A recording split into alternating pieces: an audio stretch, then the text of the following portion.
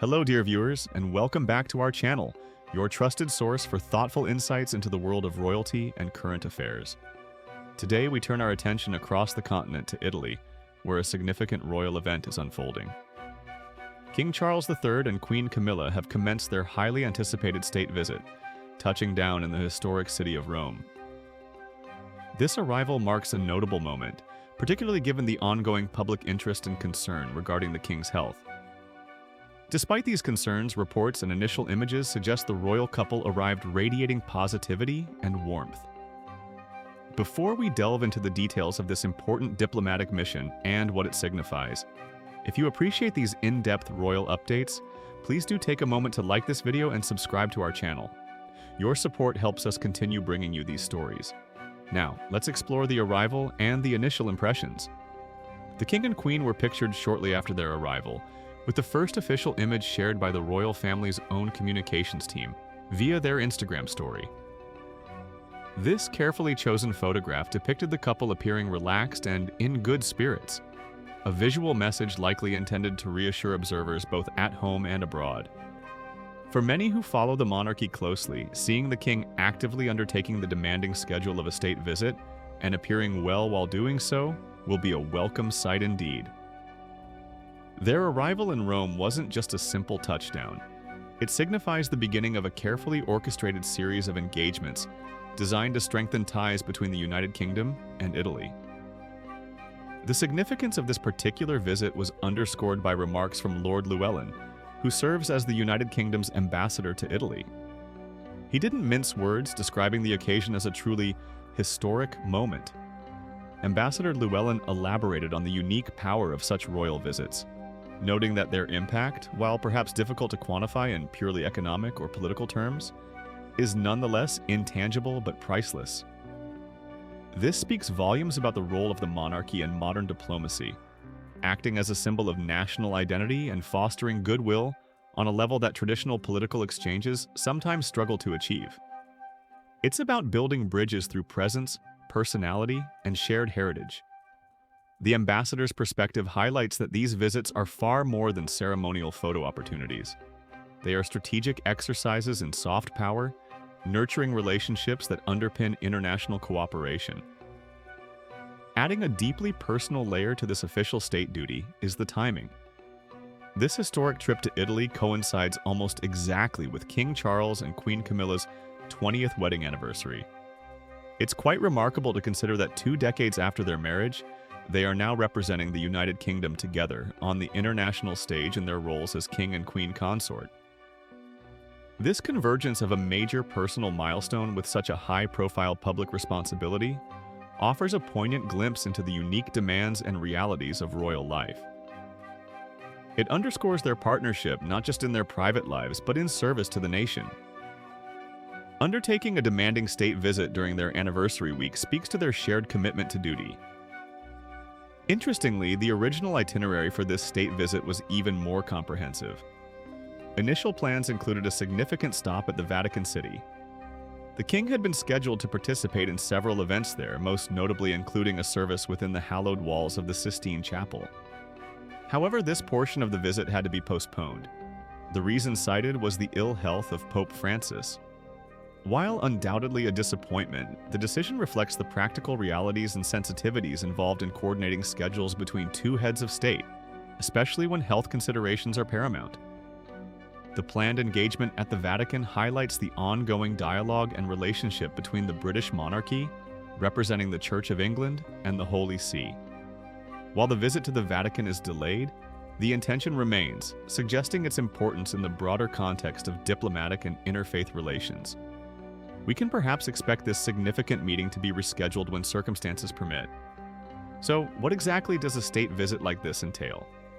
As the provided information touches upon, these visits, formally undertaken on behalf of the UK government, are a fascinating blend of activities. They are multifaceted operations designed to achieve several objectives simultaneously. There's the element of elaborate ceremony, think formal welcomes, inspections of honor guards, perhaps state banquets hosted by the Italian president. These moments are rich in tradition and symbolism, reinforcing the historical ties and mutual respect between the nations. Then there's the crucial aspect of public engagement, what might be called charming the crowds.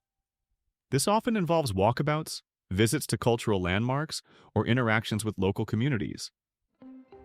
These moments allow the royals to connect with the people of the host country directly, generating warmth and positive media coverage.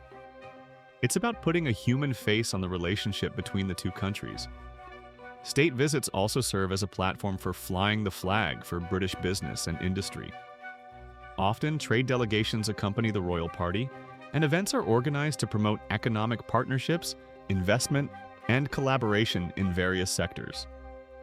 This practical dimension is vital for strengthening economic ties. Cultural exchange is another key ingredient.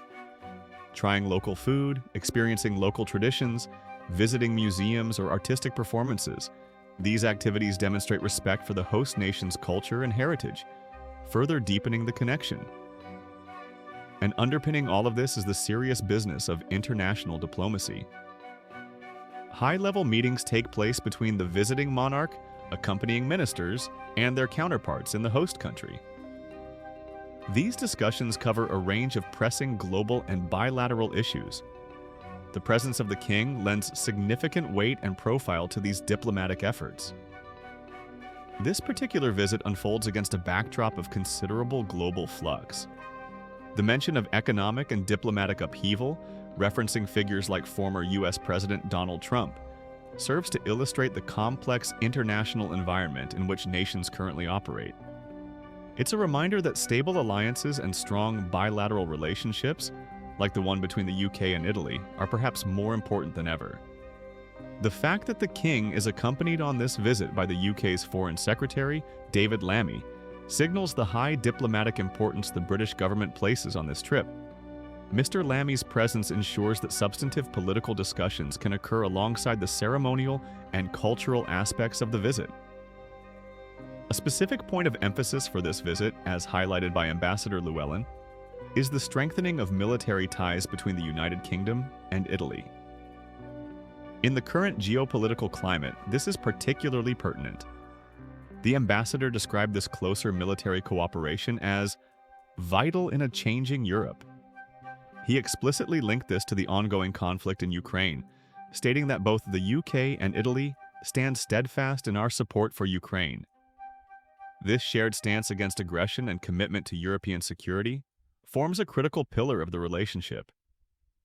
Italy, like the UK, is a key NATO ally, and reinforcing this defense partnership is clearly a major objective of the visit. It sends a message of unity and resolve on the European stage. Beyond the strategic and diplomatic dimensions, the visit also celebrates the deep-rooted economic and cultural connections between the two nations. Italy ranks as one of the UK's most significant trading partners. The flow of goods, services, and investment between the two countries is substantial, supporting jobs and prosperity in both nations. Promoting this economic relationship will undoubtedly be part of the agenda. Furthermore, Italy holds immense appeal for British people as a popular tourist destination. Rome, the host city for this visit, is currently teeming with holidaymakers, many of them likely from the UK, drawn to its unparalleled historic sites, vibrant culture, and renowned cuisine. This constant flow of people fosters familiarity and affection between the populations, creating a strong foundation of people-to-people links that complements the official diplomatic relationship. The King and Queen's visit takes place amidst this lively atmosphere, further highlighting the enduring attraction of Italy for Britons and the shared European heritage. So, to summarize this significant development, King Charles and Queen Camilla have arrived in Rome for a state visit to Italy, appearing in good spirits despite recent health concerns surrounding the monarch. The visit, described as historic by the UK's ambassador, coincides with the couple's 20th wedding anniversary, adding a personal dimension to their public duties. While the planned Vatican leg has been postponed due to Pope Francis's health, the core purpose remains, strengthening the multifaceted relationship between the UK and Italy through a blend of ceremony, diplomacy, business promotion, and cultural engagement. Key focuses include reinforcing military cooperation, particularly in light of the war in Ukraine, and nurturing the already strong economic and people-to-people ties. The The presence of the UK Foreign Secretary underscores the visit's diplomatic weight in a complex global landscape. This visit certainly serves as a powerful symbol of continuity, diplomacy, and the enduring role of the monarchy on the world stage, even amidst personal challenges. It reaffirms the UK's commitment to its European partnerships and highlights the deep historical and contemporary bonds with Italy. What are your thoughts on this state visit? Does the timing with their anniversary add a special significance for you? And how important do you feel these royal diplomatic missions are in today's world? We would love to read your perspectives in the comments section below. Thank you for joining us for this detailed look at the King and Queen's visit to Italy. If you found this update informative, please give it a thumbs up and consider subscribing if you haven't already, so you don't miss our future reports on royal events and matters of interest. We appreciate you spending your time with us today. Until next time, take care and goodbye for now.